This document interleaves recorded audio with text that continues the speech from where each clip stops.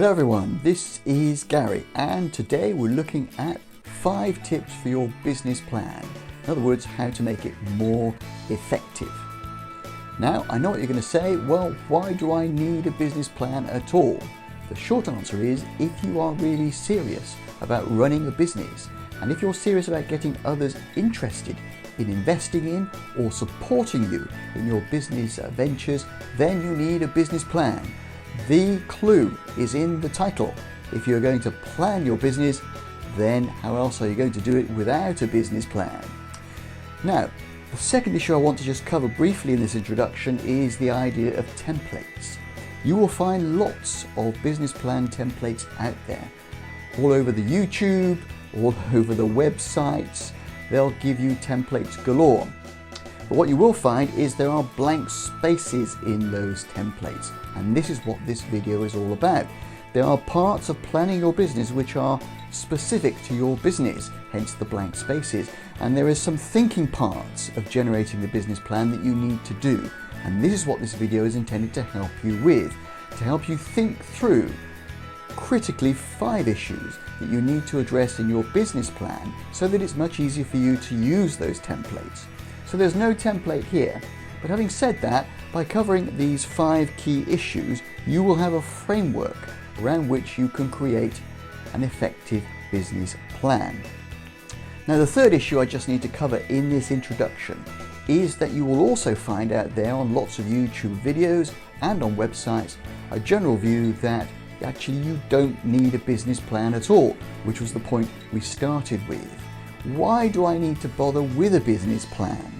Well, apart from the need to engage with others and encourage investors and supporters, financiers of one sort or another, it's just the very basic of needing to plan your business. Now, don't be discouraged by any of this, it's worth the effort, and once you've done it, it's much easier to do the next time around. But the fact is, if you find when you have carried out this review by listening to this video that actually you feel you don't need a business plan, or indeed that you can get away with just putting everything on a postcard or a stick-it note, well, great, good luck to you, and I really hope you succeed, but at least you'll be proceeding on a reasoned basis. So, without more ado, let's just get into it. Okay, let's get into it straight away. These are the 5 tips for your business plan and how to make it more effective. And of course, you always need to read the small print. So, first part of any business plan is it needs a clear objective, clear vision for the future. Now, often in business plans, you'll see them talk about a mission statement.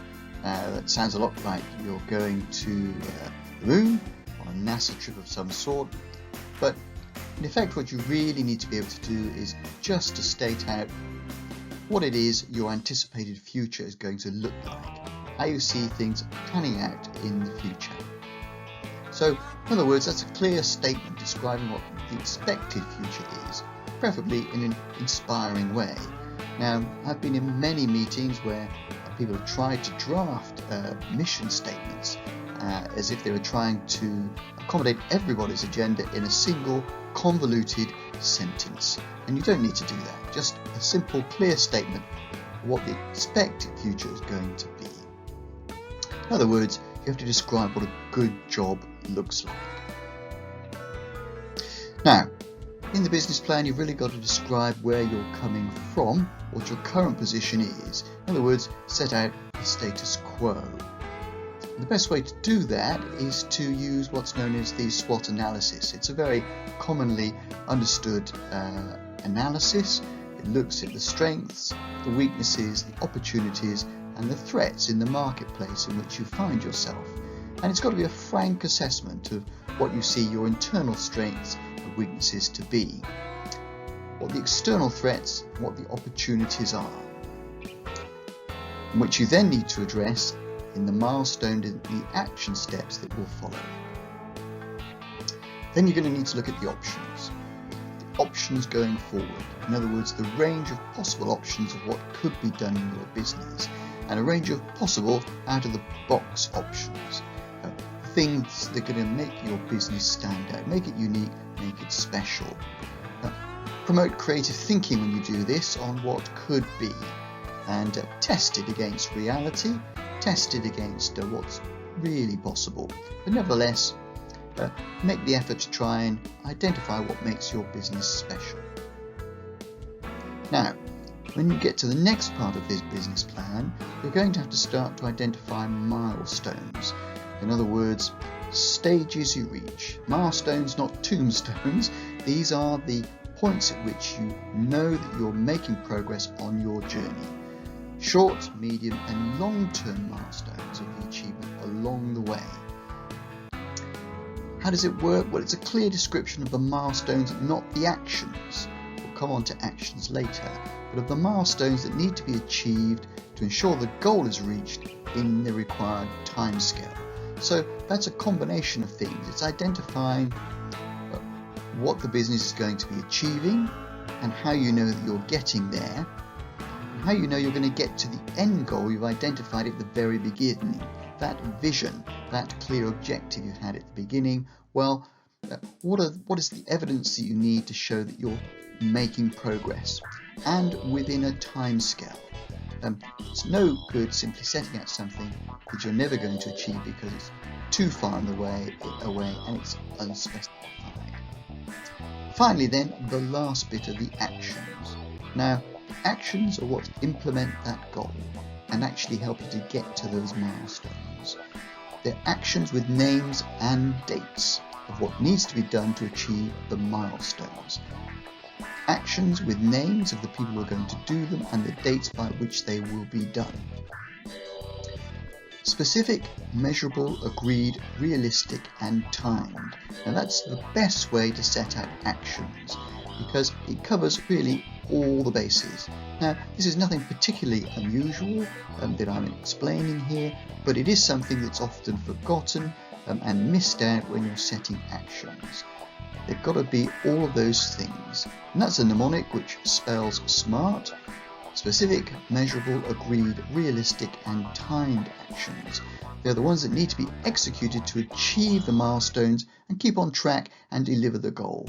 In other words, they are SMART actions. And actually, it's as simple as that.